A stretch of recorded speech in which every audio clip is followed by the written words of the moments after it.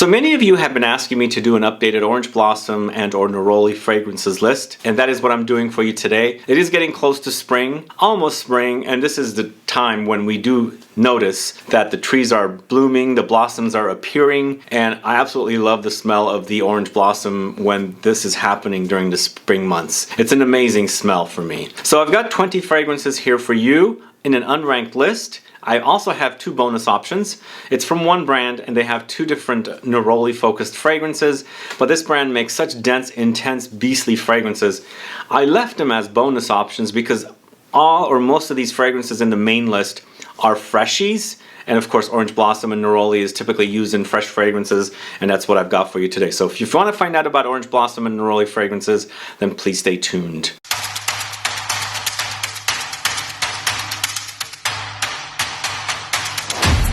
Thanks so much for tuning in. This is Sebastian. Yes, today we're talking about orange blossom and neroli. It's the same flower, comes from the same tree, the Bigarade tree, which means the bitter orange tree. So orange blossom oil is extracted with volatile solvents, while neroli is extracted by steam distillation, and they use the same flowers from the bitter orange tree, so the Bigarade tree. So this is a very prized tree for me, especially when it comes to perfumery. Of course, we consume oranges from regular orange trees, not the Bigarade or the bitter orange trees, but this tree, not only do they use the flowers, they use the leaves, and it creates Petitgrain, and it's used in perfumery as well. So I think this is one of the most amazing gifts from the gods for us to be able to use in perfumes. I love, love, love this stuff. And sometimes you'll notice orange blossom by itself. A lot of times you'll notice orange blossom and neroli together, neroli separately as well. But other times you'll also notice the green bitter leaf of the bitter orange tree, the Petitgrain, in fragrances as well, because it accentuates and adds a bitterness to the flowers that are being used in the perfumes. So let's go ahead and get started. We're going to go ahead with the house of PERRIS Monte Carlo. This is Neroli Mediterraneo, inspired by the Mediterranean. I was born in the Mediterranean, and I love this tree and the smell of these trees and flowers and things like that. So it's one that's inspired by the Mediterranean, focusing on neroli, but it features Petitgrain, neroli, orange blossom. There's the bitter orange fruit as well. Along with that, there's geranium, which is an aromatic, some ginger, which has got that zingy spice, and more citruses of bergamot and mandarin orange with some musk. It's a very musky fragrance with lots of citruses, basically citrus overdose here, but we've got neroli orange blossom, which is the orange flower tree from the bitter orange tree, and then of course there's a Petitgrain in here as well. It's a really beautiful fragrance. A lot of these are very beautiful and very, very fresh fragrances. This is definitely a freshie, Neroli Mediterraneo from PERRIS Monte Carlo. Then the Van Cleef & Arpels Collection Extraordinaire Neroli Amara, created by Quintin Biche. Gorgeous, a bit powdery take on neroli, and also mandarin orange take on neroli, the neroli tree, but there's also orange blossom in here. There's mandarin oranges, orange blossom, of course, as I said, bergamot, cypress, lemons, musk, pear, pink and black pepper. It does have a fruitiness, but it's very clean, pure fruit, not an overdose of something like overly fruity. The pear I find to be a faint, kind of a fruity smell. It's nice, addition to the fragrance to create a little bit of a fruitiness to contrast it from all the citrusy stuff that's happening in here. There's some woods and some musk and some spices. Neroli Amara is such a great fragrance, great creation by Quintin Biche. It does remind me of Fleur Narcotique a little bit, now that I've got a bottle of Fleur Narcotique. It's different, but it's kind of almost like using similar notes kind of a thing. Moving on to the house of Jo Malone, it's actually orange blossom. So this is probably one of the most authentic orange blossom smells in fragrances. I really think it smells authentic, like you're walking through an orange grove. And we've got plenty of that here in California, and I love the smell. It's really, really a beautiful smell, intoxicating smell, and also during the hot summer months, you really kind of smell this, because when the heat is baking the flowers, the fragrance just totally, opens up and just fills the air, and you walk through that grove. It's an amazing. But this, to me, is a citrusy take on it, but lots of orange flower here, or orange blossom. There's clementine flower. There's also some other flowers in here, water lily, white lilac. There's orris wood and vetiver. So there's a bit of woods and powdery touches, but this is very, very authentic with the smell of the orange flower or orange blossom. And then if you want a little more of a twist, I find these two fragrances similar, Commodities Nectar and also Jo Malone's Orange Blossom. I just find them kind of similar, but with Nectar there's some bit more substance to it. Orange Blossom from Jo Malone is Eau de Cologne. Here we have an Eau de Parfum. And what I like about Nectar, it smells like Orange Blossom from Jo Malone with the addition of kind of bitter, like a grapefruit-like touch with the Pomelo. So it's Neroli, Honeysuckle, Pomelo. There's Tangerine here. There's additional Orange Blossom here. There's Musk, Bergamot, Cedar, Vetiver. So it eventually has a woody, grassy, earthy dry down, but it's all citruses, the flowers, and of course Musk here. Nectar is so delicious, one of my favorites from Commodity. I hope they move it into the expressive where they have the 3 different variations. I hope they move that one in there because I really love it. Moving on to the house of LABO, it's Neroli 36.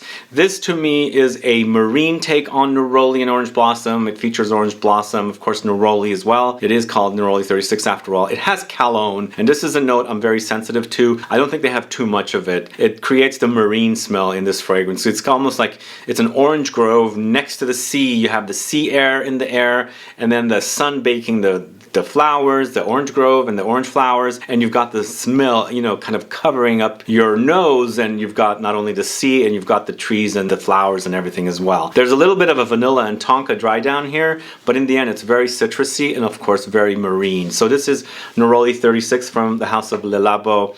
So we're kind of doing a little bit of a group thing here. I'm grouping 2 fragrances created by the same perfumer back to back, and then also the second fragrance from this perfumer is also from the same brand. So we're going to talk about Costume National's J, created by Fanny Bal. It's Mandarin Orange with this one, but it's a citrus, that's the juiciness here. But you've got Neroli and Cherry Blossom in this case. No Orange Blossom, but rice, cashmere wood, cedar, lime, and I think there is a little bit of an Orange Blossom touch in here as well. I get a little more Neroli in this one, but I think there is definitely the Orange Blossom touch in here. So they typically are using both notes together. I feel like it just kind of like enhances the smell and amplifies it more. But here it takes on a bit of a powdery touch because it does have that rice and of course some muskiness as well. So Costume National J is really beautiful. Then moving on to the house of Frederic Malle, it's Sal Ghost. We've got 2 Frederic Malle fragrances back to back. Sal Ghost is also created by Fanny Bal. Same style of perfume, but a little different. This one,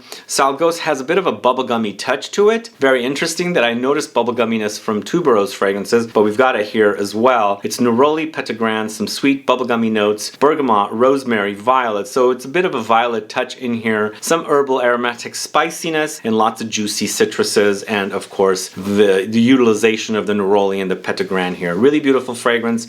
I do have a review of this one on the channel if you want to take a look at that. Also, there is a comparison of Orange Blossom and Nectar on the channel as well if you want to search for that as well. So one more fragrance from the house of Frederic Malle. It's Calone Indelible, a fragrance created by Dominique Ropion. This is kind of like a 4711 fragrance, totally amplified and a lot more intense and things like that. So if you like the idea of these very citrusy Neroli Orange Blossom fragrances and a lot of juicy citruses, definitely check out Calone Indelible, but it does feature loads of Neroli and Orange Blossom. There's lots of musk in here as well, juicy citruses of bergamot and lemon, and some floral contrast with narcissus. That's great fragrance, Calone Indelible from Frederic Malle. We're going to the house of Byredo next. We got Sundazed right here. This is kind of also a similar take on this kind of a playful Sal Ghost type fragrance.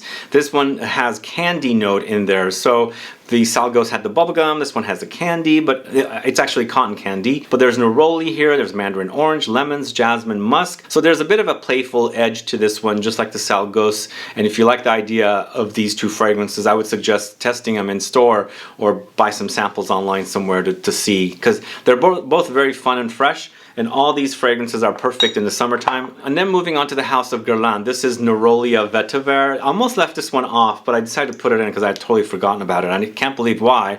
But I love the combination of Neroli and Vetiver together. It really does work. It adds a kind of a nice grounding to the fragrance because it's all very fresh, but you've got that Vetiver because it's kind of like earthy, woody, and it's a bit stronger than the notes of Neroli in here. But it's Neroli with basil, there's fig accord here, and of course the Vetiver. It's a very fresh wear. And this collection, the Aqua Allegoria collection, is pretty fun from Guerlain. I think they're definitely great fresh fragrances that I think a lot of people love. Next, going to the house of Gucci. It's Gucci 1921. Now this one is Gucci's take on this kind of like citrus, citrus floral combo. And this one is a bit bitter, a bit sweet tart, and of course it's got loads of neroli here. It doesn't mention any orange blossom, but again, as I was saying, it's the same flower. But there's citron, neroli, lemon verbena, oak moss. So it does have a bit of a strong base here, and the lemon verbena adds a bit more herbal characteristic to the fragrance, but it's all very, very citrusy. So Gucci 1921 is a beautiful fragrance. Next, going to the house of Diptyque. This is Eau de Sens, this one right here. So Eau de Sens is a bit on the powdery side, and I feel like there's definitely the addition of jasmine here. And they don't mention jasmine in this fragrance. They mention angelica, which adds a bit of a bitter green powdery edge to the fragrance. It is very powdery, and I think it's the angelica that's kind of tricking my nose to making it seem like it's jasmine, because I get a jasmine kind of powdery effect here. But it's orange blossom, bitter orange, angelica, and juniper berries. So a wonderful fragrance from Diptyque. If you haven't tried it, definitely check that one out. I think it's a beautiful fragrance. So up next, going to the house of Serge Lutens. This is Fleur d'Oranger, this one right here. So this one actually is definitely a very syrupy take on Orange Blossom or Fleur d'Oranger, but there's also the addition of cumin in here, which really makes for a very intriguing smell. It adds for a little more excitement. I know some of you might be turned off by the idea of cumin, but here it's a really nice contrast to all the, the flowers that are in here. There's also definitely lots of jasmine with the orange blossoms. There's also lots of tuberose, there's roses in here, hibiscus, musk, and woods, but that cumin might totally stand out for you. For me, it makes the fragrance even shine brighter because it's a sparkling effect that the cumin adds to all the flowers. Fleur d'Oranger is beautiful from the house of Serge Lutens. If you haven't tried it, try it.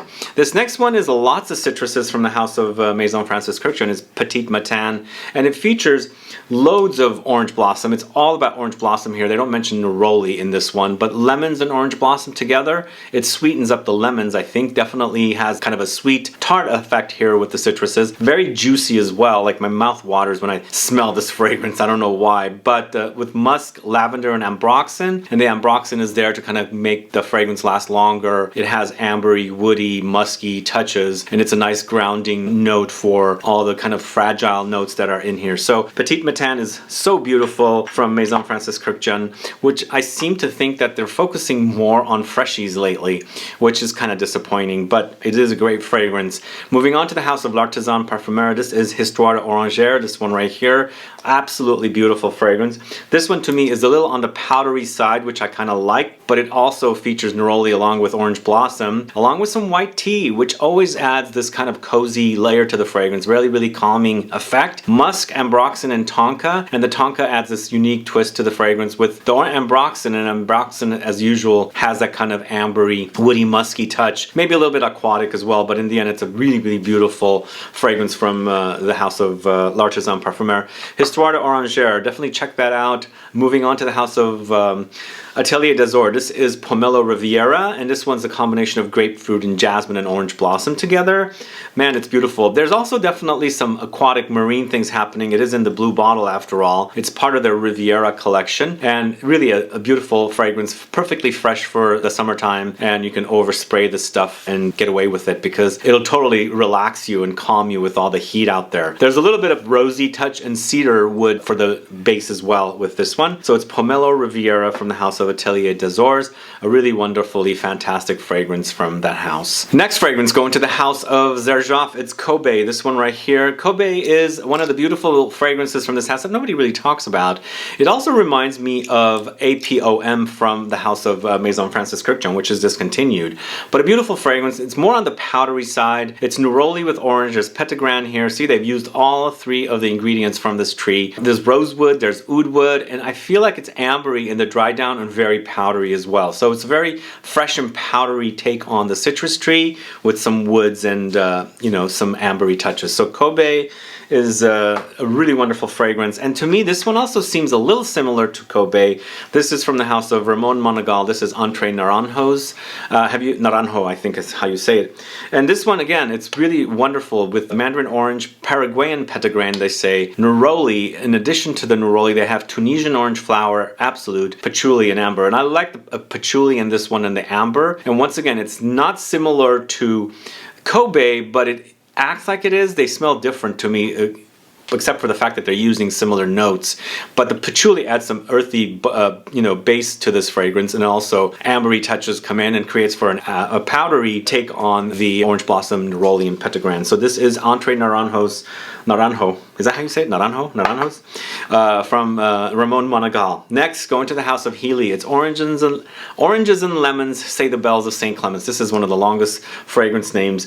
I should have to shorten it. But yeah, this is such a beautiful fragrance. Really, really wonderful fragrance. And nobody talks about this house. Very underrated house. But the Neroli, the Petitgrain, the lemons, the bergamot, the oranges and tea, mandarin orange, vetiver, ylang ylang, and most likely there's orange blossom in here as well. Just the combination is just really delicious. Very fresh, very refreshing, very invigorating, sparkling, hot day fragrance, perfect for a hot day. Oranges and Lemons, Say the Bells of St. Clements is from the House of Healy, or James Healy. And then finally, the last fragrance we're talking about is Nichané's Colonise, this one right here. And this one to me is so refreshing, so invigorating, so citrusy, green and a bit tea, so calming and cozy and uplifting and citrusy and musky, all of that stuff, really beautiful. Bergamot, tea, jasmine, neroli, grapefruit, musk, lemon, vetiver, and lily of the valley. And with this one, with the lily of the valley, it adds a green layer to the fragrance, which I absolutely love because it's a floral greenness, whereas Petitgrain traditionally adds the green bitterness, which is the leaves of the bitter orange tree. But here we have a green floral edge with the lily of the valley, along with all the citruses and citrus flowers and the tea. So Colonise, really refreshing fragrance. Check it out if you don't know it. And that's the last fragrance for you guys. So most likely I don't have the fragrance you must be in love with that features Orange Blossom and Neroli. I can't fit more than 20 fragrances here, and I left off some stuff like Tom Ford, Neroli, Portofino, or really popular stuff. But this is what I'm feeling today, this year, for top 20 Orange Blossom and Neroli fragrances. And so that's it. Let me know your thoughts on these fragrances. Let me know what you think about these, if you've worn them or not. And also let me know what you do like if I did not feature your favorite fragrance in the video. Otherwise, please like this video, please share it, follow me on Instagram and Facebook, and I'll be back with more videos very soon. Have a good one. Goodbye.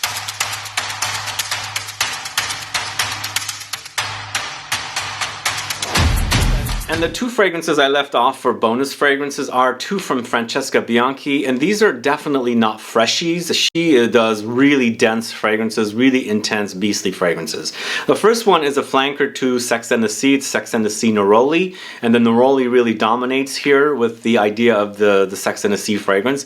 Sex and the Sea is one of my favorite fragrances. I don't really care for the Sex and the Sea Neroli as much as I like the original one, but I wanted to highlight it here. It's Neroli, pineapple, there's coconut, mimosa, iris, civet, and immortelle, along with vanilla. And then there's Libertine Neroli, which is a chypre, a leather chypre. Once again, it uses loads of neroli. I do find the neroli to be very similar to the neroli in Sex and the Sea Neroli, but they go in different directions, obviously. It's neroli, oak moss, labdanum, leather, animalic notes, benzoin, iris, geranium, petitgrain, bergamot, loads of stuff. If you don't know her fragrances, they're really, really complex fragrances, really layers and layers and layers of stuff happening, but they are also very, very long lasting, and these are not freshy fragrances. So that's why they are here, but I did want to highlight them as neroli fragrances. So anyway, that's all I have for you today. Have a good one. Bye-bye.